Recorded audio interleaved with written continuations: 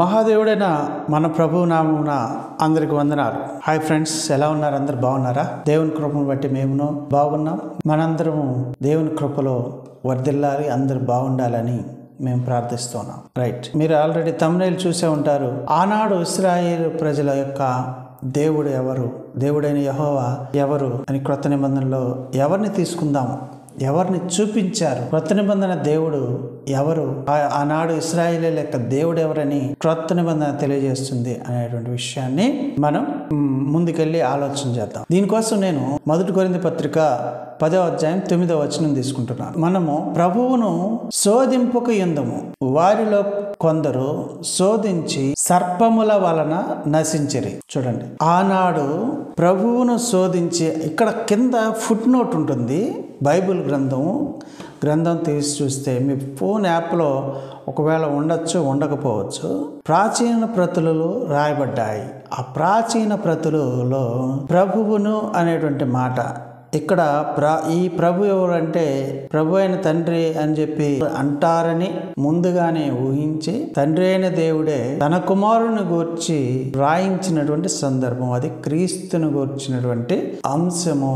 ఆ యెహోవా ఈ ప్రభు అయిన యేసుక్రీస్తు అని తెలియజేస్తున్నటువంటి పాఠము. రైట్, ఇక్కడ నేనేం చేస్తున్నానంటే ప్రభువును ఎలా శోధించారు వీరు. ఇక్కడ నేను ఒక వృత్తాంతం తీసుకుంటున్నాను, అనగా చరిత్రలో జరిగినటువంటి ఒక సంఘటన తీసుకుంటున్నాను. ఇక్కడ సంఖ్యాకాండం 21వ అధ్యాయం 4వ వచనం నుంచి 9వ వచనం వరకు సుదీర్ఘమైనటువంటి వచనాలు చదువుదాం. అయితే ఎందుకు చదవాలి అంటే చరిత్రను మనం తెలుసుకోవాల్సినటువంటి అవసరం ఉన్నది. అక్కడ ఏం చెప్పబడిందంటే, వీరు ఎదోము ప్రాంతంగా వెళ్ళవలసి వచ్చింది. ఇశ్రాయేలీయులను మరి మార్గమధ్యం గుండా తీసుకువెళ్ళేటప్పుడు వారు ఎదోము మార్గం గుండా తీసుకొని వెళ్లాల్సి వచ్చింది. ఆ ఎదోమీయులు మన సహోదరులే కదా, వాళ్ళు చెప్పిన మాట వింటారు. ఈ మార్గం గుండా వెళితే లోపల నుంచి ప్రయాణ దూరం చాలా వరకు తగ్గిపోతుంది అనేటువంటి విషయంలో వారు ఎదోమీయులతో చర్చలు జరిపారు. ఆ జరిపినప్పుడు చర్చలు విఫలం జరిగాయి. వారు ఏం చేశారంటే, మా ప్రాంతం గుండా వెళ్ళటానికి మేము అనుమతిని ఇవ్వము అని చెప్పారు.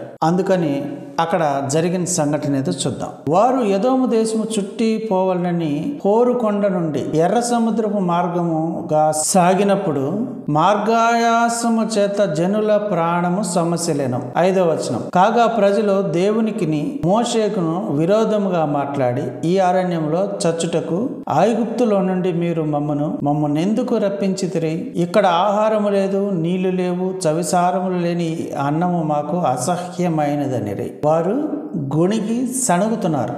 ఎవరెవరి మీద?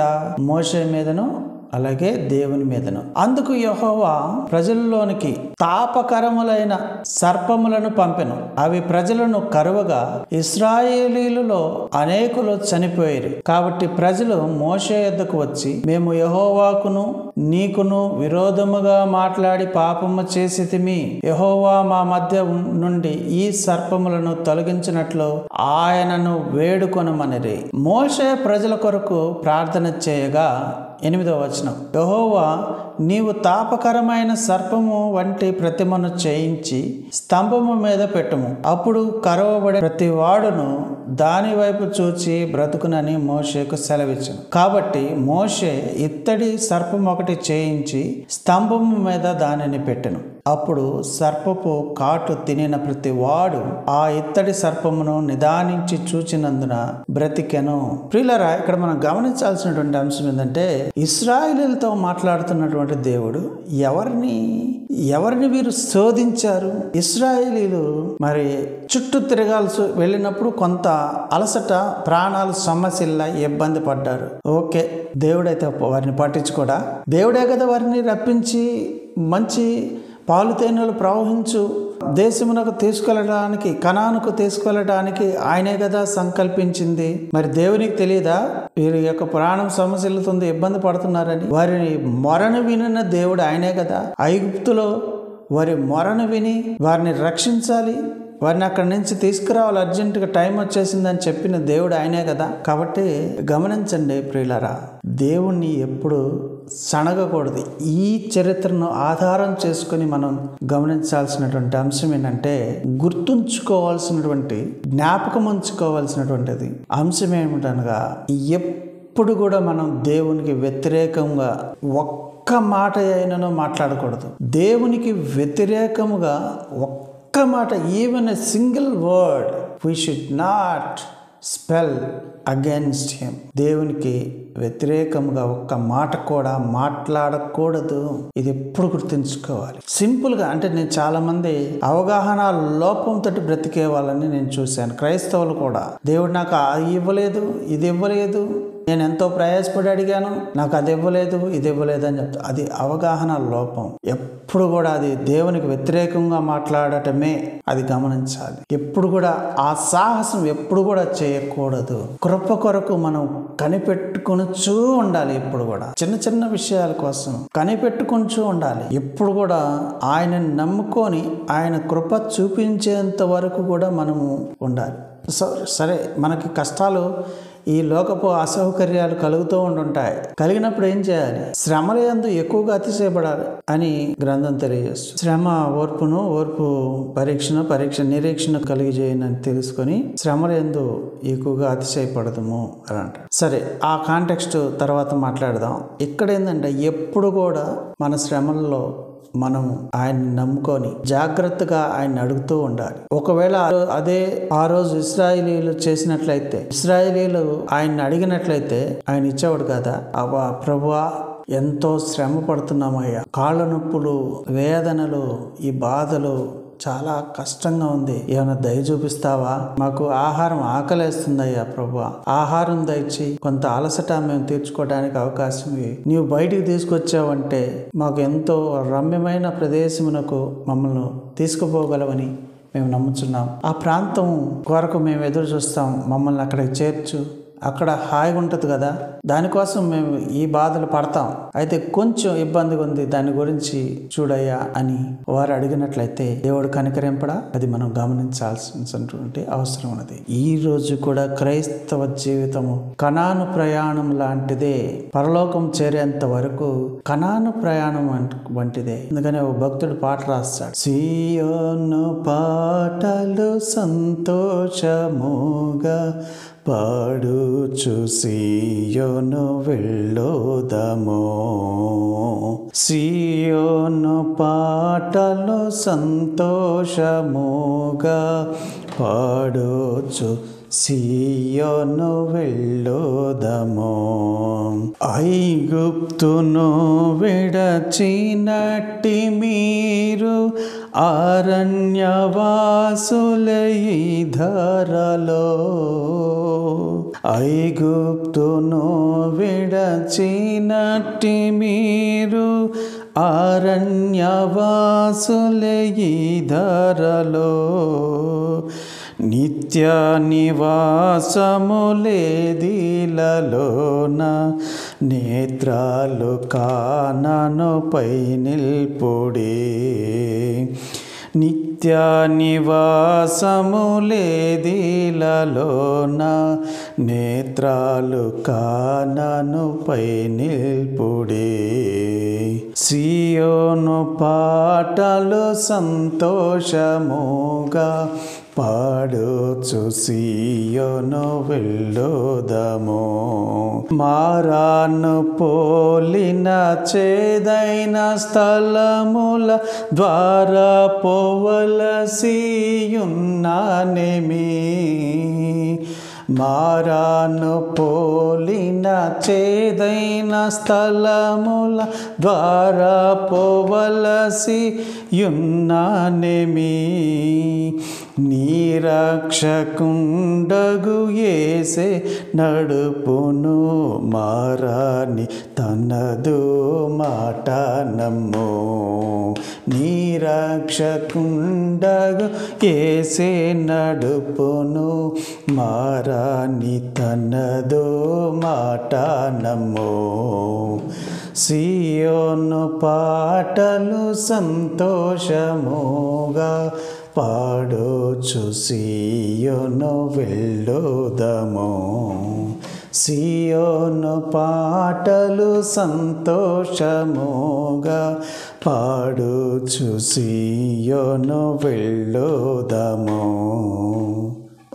ఎంత గొప్ప పాటండి రచయిత చక్కగా రాశాడు కదండి. ఈ రోజు ఉన్నటువంటి విషయం కూడా అదే కదా. కనానుకు బయలుదేరినటువంటి వారు ఎన్ని శ్రమలు అనుభవించినా కూడా అక్కడ కొంతమంది నశించారు, కొంతమంది అయితే ఆ తరపు వారు నశించంగా ఇద్దరు మాత్రమే ఆ తరం వారు వెళ్ళారు. ఒకరు కాలేబు, మరి ఒకరు యెహోషువ. ఈ వీరిద్దరికి మాత్రం ఆ తరం వారికి అవకాశం కలిగింది. రైట్. తర్వాత తరం ఎంతో దాన్ని స్వతంత్రించుకున్నట్లుగా చూస్తాం. ఇప్పుడున్నటువంటి పరిస్థితి కూడా అదే కదా. పరలోకాన్ని స్వతంత్రించుకోవటానికి ఈరోజు మనకి ఇక్కడ ఉన్నటువంటి చిన్న చిన్న కష్టాలు, చిన్న చిన్న ఇబ్బందులు, చిన్న చిన్న ఇరుకులు, వాటి కోసం మరి ఆలోచన చేస్తే, దేవునికి వ్యతిరేకంగా మాట్లాడితే మనం పరలోకానికి వెళ్ళగలమా? ఎలాంటి పరిస్థితుల్లో మనం వెళ్ళలేం. అందుకని అక్కడ జరిగినటువంటి విషయం ఏంటంటే, తాపకరమైన సర్పములను పంపించి దేవుడైన యెహోవా వారిని సంహరించాడు దేవుడు. మన ప్రభు అయిన యేసుక్రీస్తు వారు. ప్రభువును శోధించకూడదు, మనము ప్రభువును శోధింపకయుందుము. ఎవరిని? ప్రాచీన ప్రతుల్లో క్రీస్తును, ఫుట్ నోట్ లో క్రీస్తును శోధింపకయుందుము. శోధిస్తే ఏమవుతుంది? నశిస్తాం. ఆయన సంహారకుడు, ఆయన నశింపజేయగలిగినటువంటి దేవుడు. అందరినీ యేసుక్రీస్తు ప్రభువారిని ఎలా చూస్తారు? ఆయన రక్షకుడు, పాపులను హక్కును చేర్చుకున్నటువంటి దేవుడుగా చూస్తారు. ఆయన ఉగ్ర రూపమున్నది. ఆయనతో జాగ్రత్తగా ఉండండి. పాత నిబంధనలో ఎలాంటి దేవుడు అంటే, తనకు వ్యతిరేకంగా మాట్లాడి సనికి గొణిగినటువంటి వారిని తాపకరమైన సర్పములతో నశింపజేసినటువంటి దేవుడు. ప్రభువును శోధింపకయుందుము. ఇశ్రాయేలీల యొక్క దేవుడెవరు? మన ప్రభు అయిన యేసుక్రీస్తు వారు అని క్రొత్త నిబంధన తెలియజేసి నేను చెప్పట్లేదు. ఇక కామెంట్స్ విపరీతంగా వస్తాయండి. దాని గురించి నేనేం పట్టించుకోను. వస్తే రానివ్వండి. నేను బైబిల్లో ఉన్న కంటెంట్ని, బైబిల్లో చెప్పబడింది మాత్రమే నేను చెప్తున్నాను. ఈ లోకంలో అబద్ధ ప్రవక్తలు అనేక మంది, లేదా అబద్ధ బోధకులు అనేక మంది వచ్చేశారు. వారు క్రీస్తు కాదు దేవుడు, వేరొక దేవుడు ఉన్నాడని వారు చెప్తున్నారు. క్రీస్తే సర్వాధికారి, క్రీస్తే దేవుడు, క్రీస్తే యెహోవా అని కొత్త నిబంధనలో అనేక సందర్భాల్లో చెప్పబడ్డాయి. క్రీస్తే ప్రభువు, ఒక్కడే ప్రభువు, ఒకడే దేవుడు, ఒకడే ప్రభువు, ఒక్కడే ఆత్మ. ఏకత్వం. అదే మూడు స్వభావాలు. దేవుని యెహోవాని పిలవకూడదు, నా నామమును వ్యర్థముగా ఉచ్చరింపకూడదు అనేటువంటిది ఒక ఆజ్ఞ. ఈ ఆజ్ఞను మరి యూదులు ఖచ్చితంగా పాటిస్తారు. యెహోవా అనేటువంటి మాట వచ్చినప్పుడు, ఆ పేరు వచ్చినప్పుడు అదోనాయ్ అని పలుకుతారు. దాన్ని రైటింగ్ ఏమో యోద్ హే వావ్ హే అనేటువంటి ఉంటది హీబ్రూలో. ఆ ప్రొనౌన్సియేషన్ పలకరు వాళ్ళు, యాహ్వే అని పలకరు వాళ్ళు ఏం పలుకుతారంటే అదోనాయ్ అంటే ప్రభువు అని అర్థం. మమ్మల్ని ఏలే రాజు, మా ఆత్మల రాజు. అఫ్ కోర్స్ తెలియక కొంతమంది వాదించే వాళ్ళు నిజమే చెప్తారు. యేసుక్రీస్తు ప్రభువు ఆత్మల రాజే అని చెప్పి అంటాడు. ఆయన రైట్, ఆత్మల రాజు, ఆయన ఆత్మల ప్రభువు. ఆ ప్రభువే దేవుడు అని గ్రంథం తెలియజేస్తుంది. అదోనాయ్ అనేటువంటి విషయం. మిగతా రాజులతోటి ముడిపెడుతుంటారు. మిగతా రాజుల్ని అలా పిలవటానికి లేనే లేదు. అదోనాయ్ అని పిలవటానికి లేదు.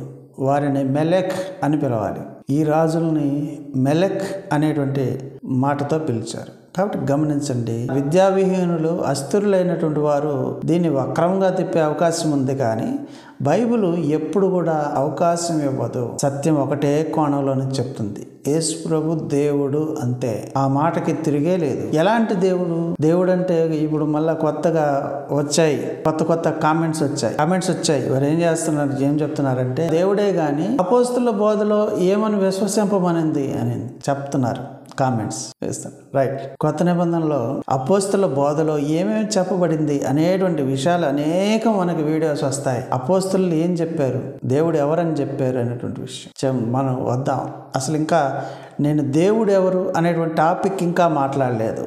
అప్పుడు మాట్లాడతాను. దేవుడు ఎవరు అనేటువంటి విషయం వచ్చినప్పుడే నేను చెప్తాను. ఇప్పుడు మనం నేర్చుకున్నటువంటి అంశం ఏంటంటే, ఇశ్రాయేలీయుల యొక్క దేవుడు ఎవరు అంటే ప్రభువు అని వ్రాయబడింది. క్రొత్త నిబంధనలో ఆయన క్రీస్తు అని వ్రాయబడింది. కాబట్టి క్రొత్త నిబంధన దేవుడు ఎవరంటే, లేదా పాత నిబంధనలో ఇశ్రాయేలీయుల దేవుడు ఎవరంటే మన ప్రభు అయిన యేసుక్రీస్తు. శ్రద్ధగా విన్నందుకు అందరికీ వందనాలు తెలియజేస్తూ ముగిస్తున్నాను. సకల యుగములలో రాజయుండి అక్షయుడును అదృశ్యుడునగు అద్వితీయ దేవునికి ఘనతయు మహిమయు యుగ యుగములు కలుగునుగాక. ఆమేన్.